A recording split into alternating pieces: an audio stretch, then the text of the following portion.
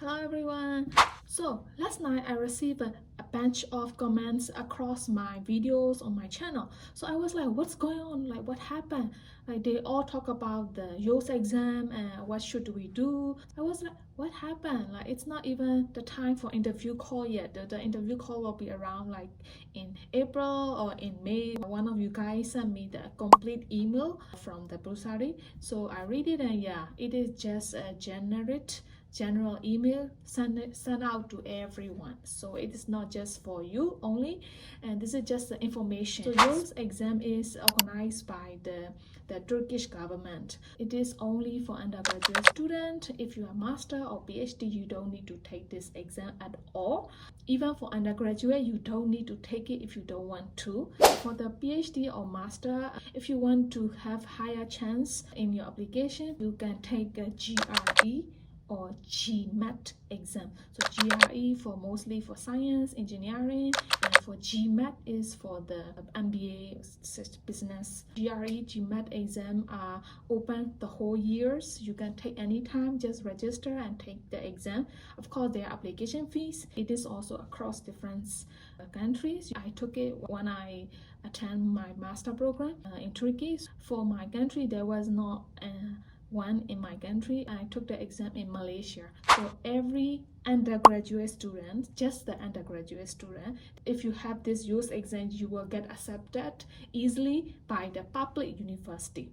So if you don't have it, you can still have a chance with your high school diploma or other SAT exam. That is okay. But if you have it, if you have a YOS exam, you have more priority, something like that. So that's why the Turkiye Burslari asks you to apply for the YOS exam. If you want to apply for it, you can apply for it. Otherwise, you don't need to. You have to first register during that period to take the exam. Every year, the exam will be held twice. So in May and in October or in November. So 2 months before the exam, they have a registration. So the registration date for the May exam will be in March. And after you finish your exam in May, you should upload that exam result on the Burslari application system.